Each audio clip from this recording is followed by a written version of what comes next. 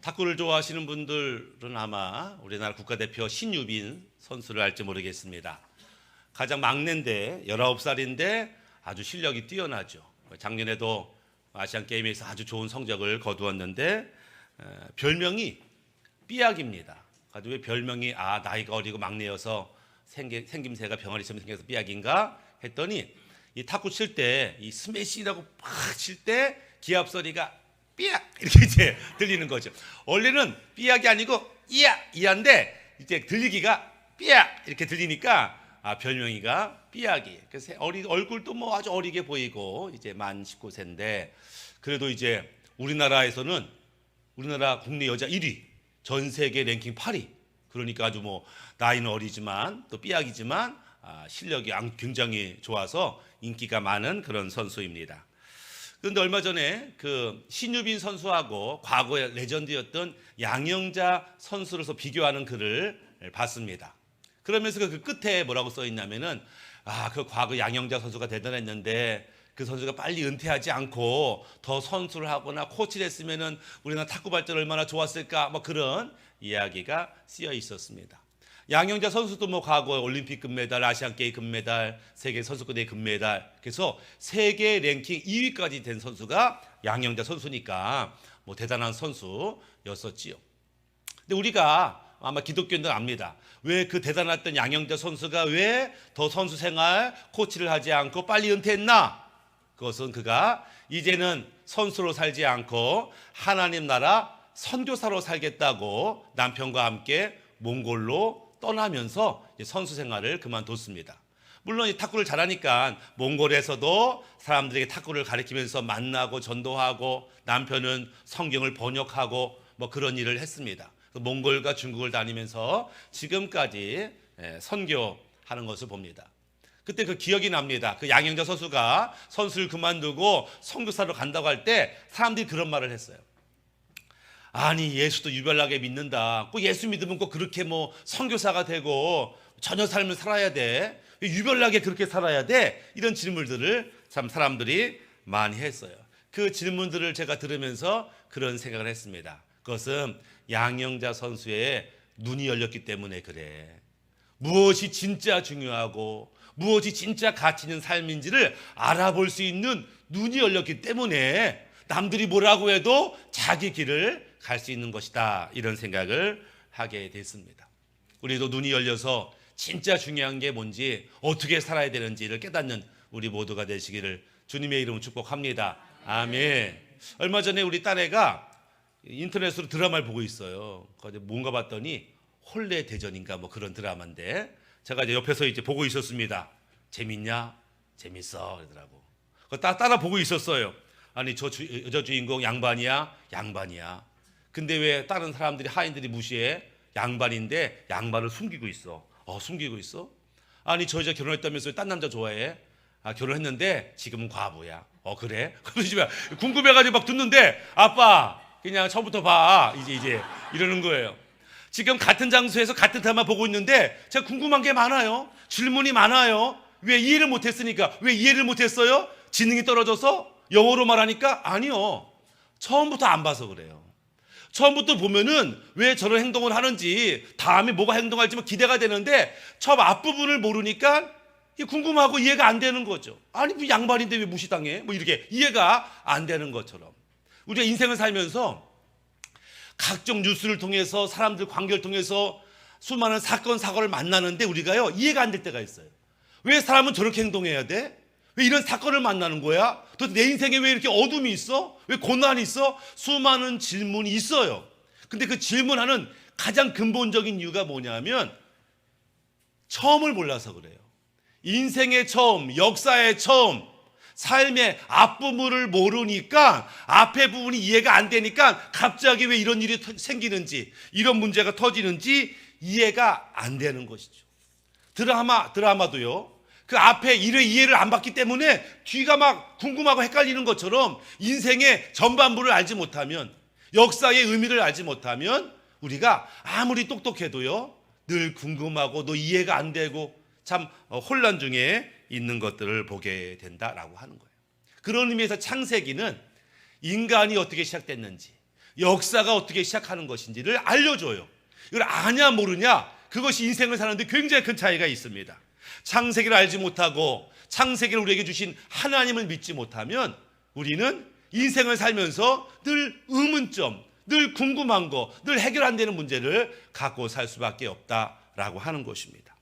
우리가 신앙생활 하면서 많은 믿음이 있습니다. 그러나 신앙의 가장 기본적인 믿음이 뭐냐면 창세기 1장 1절을 믿는 믿음이에요. 대초에 하나님이 천지를 창조하셨느니라. 아멘. 그럼요. 하나님이 창조하셨지요. 이거를 믿냐 안 믿냐가 그 다음이 결정돼요. 창세기 하나님을 믿지 않으면 왜 예수님이 이 땅에 보내셨는지, 왜 예수님이 다시 온다고 하는지 이해할 수가 없어요. 그래서 우리 안에 창세기 1장 1절의 믿음이 회복되기를 주님의 이름으로 축복합니다. 아멘. 근데 이 창세기는 믿지 않는 자에게 주신 말씀이 아니고 예수님을 믿는 자들, 하나님을 믿는 자들에게 이 창세기 말씀을 주었다는 거예요. 너희가 나를 믿지? 그렇지. 너희가 나의 인도함을 믿지? 그렇지. 그런데 너희가 반드시 알아야 될 게 있어. 이 창세기를 모르면 현재 왜 우리 삶 가운데 이런 일이 벌어지는지를 이해할 수 없다라고 말씀하시는 거죠. 물론 신앙인도 믿는 자들도 인생에 혼란이 있습니다. 어려움이 있어요. 난감한 일들이 있습니다. 답답한 일이 있어요. 오해가 있어요. 이럴 때 우리에게 필요한 분이 계신데 바로 성령님이십니다. 왜 우리가 혼란하고 답답하고 억울할 때 성령이 필요하시냐? 창세기 1장 2절에 등장합니다. 창세기 1장 2절에 땅이 혼돈하고 공허하며 흑암이 깊음 위에 있고 하나님의 신은 수면에 운행하시니라. 하나님의 신 성령께서요 지금 이렇게 수면 위에 왔다 갔다 하신다는 거예요. 왜냐하면 지금 성령님은 하나님의 말씀을 기다리고 있는 거예요. 그리고 하나님 말씀대로 이 세상을 아름답게 창조하는 일을 하시는 거예요. 혼돈, 공허, 어둠, 흑암, 이거를요 질서 있게 하고 아름답게 하고 정리정돈하게 하시는 분이 성령님이신 거죠. 그래서 빛과 어둠을 나누셨을 뿐만 아니라 물을 나누셔서 위에 물을 궁창이라고 부르고 아래 물을 바다라고 부르고, 이 궁창에는 새들 날아가게 하고 땅에는 짐승이 뛰어놀게 하고 바닷속에는 물고기 헤엄치게 하는 이 일을 누가 하시냐? 성령님이 하신다. 질서 있게 하고 정리정돈하게 하시고. 근데 그 성령님이 지금 어디 계시냐? 우리와 함께 있다는 거예요.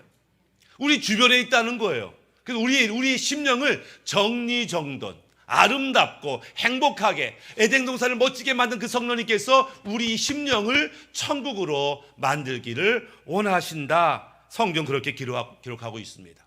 그래서 우리가 참 질서 있고 정돈되고 확신에 거하기 위해서는 이 성령님을 초청해야 됩니다. 성령님 내 안에 오셔서 나의 주인 되어 주옵소서. 오실 뿐만 아니라 나를 다스려 주옵소서.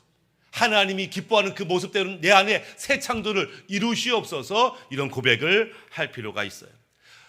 다윗도 이런 고백을 했습니다. 시편 51편 10절에 내 속에 정한 마음을 창조하여 주옵소서. 성령님, 이때는요 다윗이 죄를 범한 때예요. 자기 충신 우리아의 아내 바세바와 성적인 죄를 짓고 하나님이 진노하셔서 나단 선지자를 보내가지고 하나님의 진노가 이 나라 가운데 임할 거야 라고 하나님의 심판이 선포됐을 때 다윗이 그제서야 자기 죄를 깨닫고 엎드려 회개합니다. 하나님, 제가요 원하지 않는데 내 마음의 욕심이 욕망이 죄짓게 합니다. 제가 어찌할지 모르겠습니다. 주님, 내 마음을 주 앞에 드립니다. 내 심령을 주 앞에 드립니다. 새 창조를 이루어 주옵소서. 이 혼란하고 정신없는 이 마음이 성령님으로 정결하게 되기를 원합니다. 그렇게 이제 다윗이 기도하는 거예요. 다윗도 자기 마음을 자기 뜻대로 되지 않는 걸 알아요. 그래서 성령님이 내 안에 깨끗한 마음을, 질서 있는 마음을 창조해 달라고 그렇게 기도하고 있더라라고 하는 것입니다. 우리가 창세기 1장을 보시면 최초로 만든 게 빛이지요. 근데 이 빛은 해달별 태양빛이 아니에요. 왜냐하면 천지 창조할 때 해와 달과 별과 이런 천체는요 넷째 날 만들었어요. 그러니까는 이 첫째 날 만든 빛은 해달별이 아니에요. 그러면은 해달별이 우리가 알고 있는 빛이 아니면 첫째 날 도대체 어떤 빛을 만든 거야? 궁금할 수 있죠.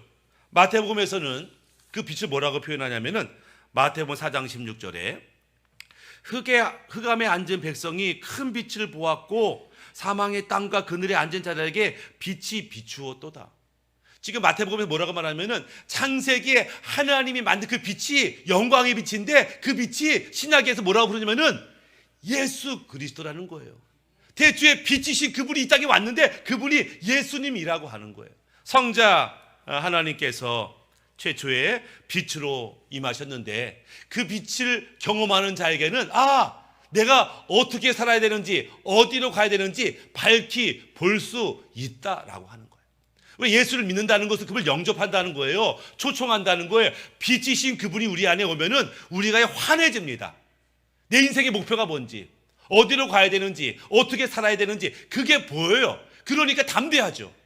알고 가는 거와 모르고 가는 사람이 마음가짐이 다른 것처럼 빛이 임하면 확고한 인생을 살 수 있게 된다. 사도 바울이 간증을 하면서 자기도 이 빛을 만났다 이렇게 간증합니다. 사도행전 26장 13절에 왕이요 정오나 되어서 길에서 보니 하늘로부터 해보다 더 밝은 빛이 나와 내 동행들을 둘러 비치는지라. 제가 그때 못된 인간이었거든요. 악을 행했거든요. 좌우 분별을 못했거든요. 그때 내가 기독교인들 잡아 죽이겠다고 막 길을 가고 있었어요. 정오 12시가 됐는데요. 아니 그 태양빛보다 더 밝고 큰 어떤 빛을 내가 봤습니다. 근데 그 빛이 바로 예수님이신데 그 빛으로 인해서 내 인생이 완전히 바뀌었어요. 내가 지금 잘못된 길을 가고 있었구나. 참빛을 만나니 목표를 그 과정을 지금 어떻게 살아야 되는지를 깨닫게 됐다. 이렇게 간증하는 모습을 보게 됩니다. 이 창세기 1장 3절에 이렇게 말해요. 하나님이 이르시되 빛이 있으라 하시니 빛이 있었고, 이 앞에 빛이 있으라 요거는요 하나님이 그렇게 말씀했다는 거예요. 두 번째 빛이 있었고는 하나님 말씀대로 그렇게 실제가 되었다 이렇게 이제 말씀하는 거예요. 그러니까 하나님이 빛이 있으라 말씀하시니까 빛이 있어요. 궁창이 생겨라 말씀하시니까 궁창이 생겼어요. 그러니까 말한 대로 됐다는 거예요. 예수님이 죽은 나사로에게 나사로야 나오라 이렇게 말하니까 죽은 나사로가 나왔다라고 하는 거예요. 예수님께서 바람과 풍랑아 멈춰라 이렇게 했더니 정말 바람과 풍랑이 멈췄다는 거예요. 지금 무슨 얘기하냐면은 이 세상은 어떻게 창조됐냐면 하나님의 언어로 창조됐는데 어떤 언어? 믿음의 언어. 하나님의 믿음의 언어로 이 땅이 창조가 되었어. 그런데 예수님께서 믿음의 언어를 사용하니까 이 믿음으로 창조된 세상이 그 믿음의 언어 앞에 반응을 하는 거야. 이렇게 말씀하는 거예요. 그러면서 너희가 믿음의 언어를 사용하면 이 세상이 반응할 수밖에 없어. 왜? 세상은 그렇게 지음받았거든. 이 비밀을 우리에게 알려주시더라. 마가복음 9장 13절에 예수께서 이르시되 할 수 있거든이 무슨 말이냐? 믿는 자에게는 능치 못할 일이 없어. 야, 할 수 있을까 없을까? 이게 무슨 말이야? 이 세상은 믿음으로 창조되었다니까. 너희가 믿음의 말과 행동을 하면 이 세상은 그렇게 반응할 수밖에 없게 만들어진 거야. 할 수 있냐 없냐니 믿음을 사용해봐. 이렇게 예수님께서 우리에게 말씀을 하시는 거죠. 그런데 믿음의 언어를 사용하면 현실이 되는데 이 중간에 어떤 일이 벌어지냐면 이 중간에 성령님이 일하시는 거예요. 성령님께서 지금 수면을 운행하는 거예요. 기다리는 거예요. 뭘 기다리냐면은 하나님의 믿음의 언어를 기다립니다. 하나님이 빛이 있으라 말씀하시니까 그 말씀을 받아서 창조하시는 분이 성령님이에요. 지금 예수님의 그 사역의 비밀을 한량없는 성령의 기름 부으심이라고 이렇게 설명하고 있는데 예수님이 믿음의 언어를 사용하시니까 그 성령님이 역사에서 현실이 되게 하는 거예요. 이 원리가 우리에게도 적용되는데 너희가 믿음의 언어를 말하면 너희 안에 있는 성령님께서 역사하셔서 기적과 현실을 만드는 거야. 이 원리를 이해해야 돼. 이렇게 말씀하죠. 요한복음 7장 8절 나를 믿는 자는 성경에 이른 것 같이 그 배에서 생수의 강이 흘러 넘쳐. 이 생수의 강이 성령님이라고 말씀하잖아요. 나를 믿는 자는 그 믿음의 언어를 사용하는 자는 너와 함께하는 성령님께서 막 역사하시니까 인생이 풀리고 삶의 역사가 나타나는 거야. 이 원리를 모르겠냐? 우리에게 설명을 하시더라. 그런데 왜 분명히 성경은 그 배에서 생수의 강이 넘친다고 하는데 왜 우리의 삶을 보면은 넘치기는커녕 쫄쫄쫄쫄 죽지 못해 마지 못해 겨우겨우 살아내느냐라고 하는 거예요. 왜 성령은 말할 수 없는 역사가 나타난다고 하는데 왜 우리의 믿는 자의 삶에는 그런 일이 별로 없느냐라고 하는 거예요. 그 이유에 대해서 너희가 믿음을 사용하지 않기 때문이다 이렇게 말하는 거예요. 현실대로 말하지 믿음대로 말하지 않아요. 세상이 말하는 대로 말하지 믿음대로 말씀대로 말하지 않더라. 세상에 속고 마귀에게 속고 내 감정에 속고 이 상황에 속으니까 믿음의 말과 행동과 생각을 하지 못하고 현실적으로 말하고 행동하니까 그 기적을 보지 못하고 있다라고 하는 것입니다. 가끔 진화론자들이 그렇게 말하죠. 지구의 나이가 몇 살이냐? 45억 년이다 이렇게 말해요. 네가 어떻게 알아? 지구의 나이가 45억 년 됐는지 네가 어떻게 아냐? 질문하면 몇 가지 이유를 댑니다. 그 중에 한 가지가 뭐냐면 원래 지구는 태양처럼 뜨거웠어. 태양의 겉표면이 6,000도예요. 원래 지구도 원래 그랬었어. 근데 얘가 지구가 튀어나오면서 처음에 뜨거웠는데 얘가 조금씩 식어. 지금 그런 말 하잖아요. 지금 뭐 지구가 옛날부터 조금씩 식어가지고 식으니까 바다가 생기고 땅이 생기고 짐승이 생기고 그랬다는 거예요. 근데 이 온도가 줄어드는 것을 역으로 계산해 보니까 지구 나이가 45억쯤 된 거야. 이렇게 이제 설명하는 거예요. 어떤 사람들이 그래서 온도가 줄어드니까 거꾸로 온도를 계산해 보니까 45억 년 됐구나를 이해하는데 이게 말도 안 되는 거예요. 얼마 전에 우리 딸애가 감기 몸살이 걸려서 학교 갔다가 집에 일찍 온다는 거예요. 엄마 나 몸살인가 봐, 감기인가 봐, 나 집에 일찍 갈래. 그래서 수업을 안 듣고 온다는 거예요. 그래 알았어. 근데 엄마가 딸이 감기 몸살이 있는다고 하니까는 이 딸을 위해서 목욕통에 물을 받았어요. 딸이 오자마자 엄마가 물 받았으니까 목욕하고 쉬어. 알았어. 가지고 딸이 목욕통에 딱 누웠어요. 그랬더니 온도가 40도 딱 적정한 온도가 됐습니다. 딸이 궁금한 거예요. 우리 집에 물 틀면 이게 보통 뜨거운 물이 60도인데 지금 40도란 말이에요. 우리 엄마가 이 물을 언제 받았을까? 내가 전화했을 때 1시간 반 전에 60도를 받아가지고 1시간 반이 지나니까 40도가 됐을까? 아니면 엄마가 우리 딸 올 때가 됐네? 이러면서 뜨거운 물 차가운 물 조절해가지고 40도를 맞췄을까? 정답은 엄마한테 물어보면 알죠. 엄마 이거 언제 물 받은 거야? 금방 받았어. 그렇구나. 진짜 온도가 지구가 나이가 45년 만들어가지고 식었는지 처음부터 이렇게 만들었는지는 하나님이 아시는 거지 인간이 알 수 있는 것이 아니다라고 하는 거예요. 그래서 창세기 1장 1절이 믿어지냐 믿어지지 않냐에 따라서 그 다음의 말씀들이 나에게 역사하냐 역사하지 않느냐가 결정되는 겁니다. 우리 인생에 궁금한 게 있으면 성경을 보시면 되고 하나님께 물어보시면 되는 거죠.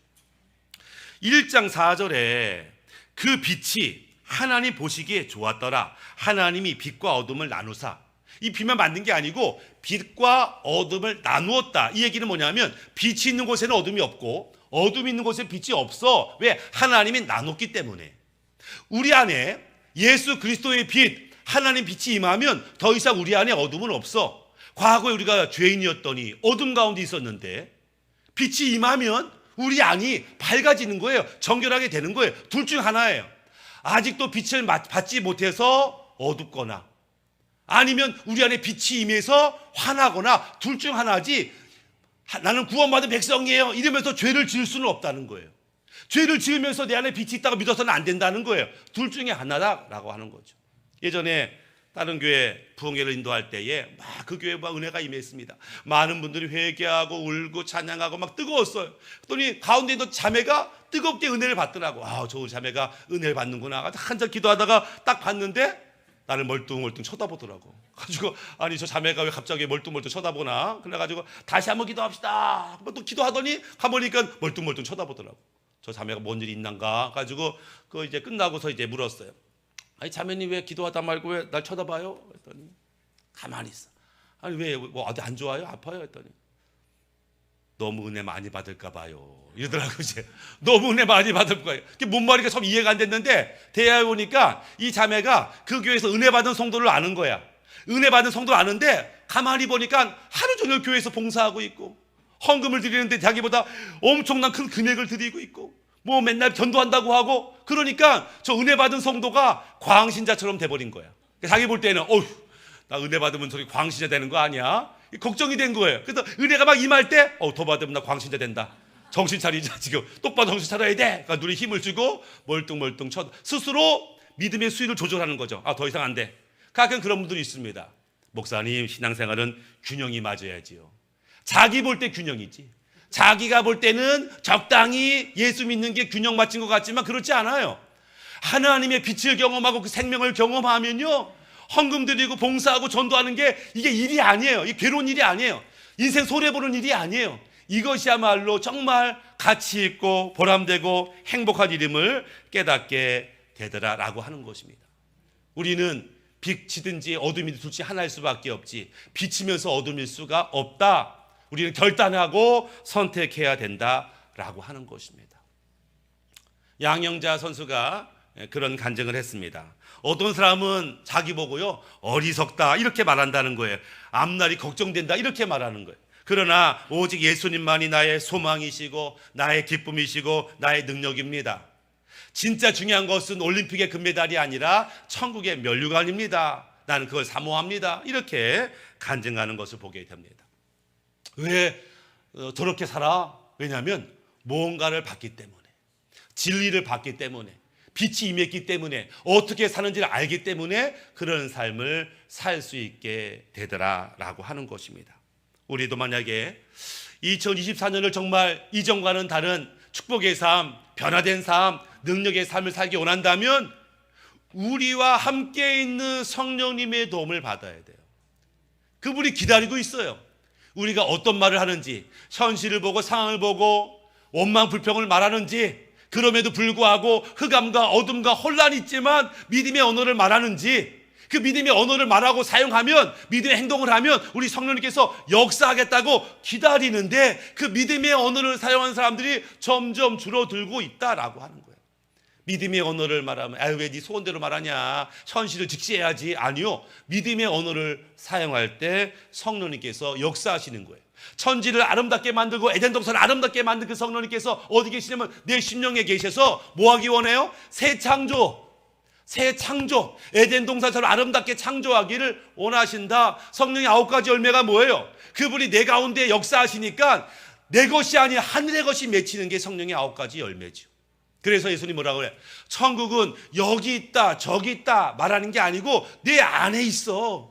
아니, 성령님이 네 안에서 에덴 동산을 만들고 천국을 만들면 네 심령이 천국이지. 상황과 환경 관계없이 감사하며 기뻐할 수 있는 거지. 이 비밀을 알지 못하느냐? 이렇게 예수님께서 우리에게 말씀하시더라. 우리가 진짜 천국 같은 인생을 살기 원한다면 우리는 믿음의 언어를 사용해야 됩니다. 왜? 그 믿음의 언어를 사용할 때만 성령님이 역사하니까. 도와주세요, 살려주세요, 그 믿음의 언어가 아니에요. 간구가 뭐 기도의 한 방편이긴 해요. 도와주세요, 살려주세요, 어떻게 하면 좋아요. 그러나 믿음의 언어는 그게 아닙니다. 그렇게 될 줄 믿습니다, 그렇게 될 것입니다, 반드시 이룰 것입니다. 그게 믿음의 언어를 사용해야지. 시편 139편 7절에 내가 주의 신을 떠나 어디로 가며 주의 앞에서 어디로 피하리까. 아니, 성령님 떠나서 내가 어떻게 삽니까? 성령 떠나면 아무것도 아닌 것을 다윗은 알죠.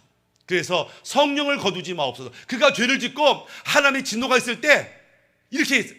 다른 어떤 벌도 받겠습니다. 다만 성령을 거두지는 마시옵소서.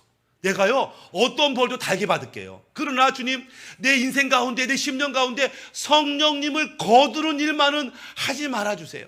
성령님 거두시면 뭐 소망이 없어요. 그러나 삶이 아무리 어려워도 성령님이 내 안에 계시면 회복이 되죠. 새 출발이 가능하죠. 2024년 성령으로 말미암아 멋진 인생, 새로운 인생을 사시기를 주님의 이름으로 축복합니다. 아멘. 우리 함께 기도했으면 좋겠습니다. 이 시간 기도할 때에 이제 우리가 좀 마음에 좀 결단이 필요합니다. 하나님, 현실을 바라보고 상황 바라보고 뭐 있는 대로 말하는 게 중요한 게 아니에요. 믿음으로 말하는 게 중요합니다. 왜? 그 믿음으로 말할 때 이 세상이 반응을 해요. 믿음으로 말할 때 성령님이 역사하기 시작합니다. 하나님, 올 한 해는 믿음의 언어를 사용해서 그 기적을 보고 간증하는 한 해가 되기 원합니다. 우리 주여 한번 부르시면서 자신과 가정과 인생을 위해서 하나의 간구합니다. 주여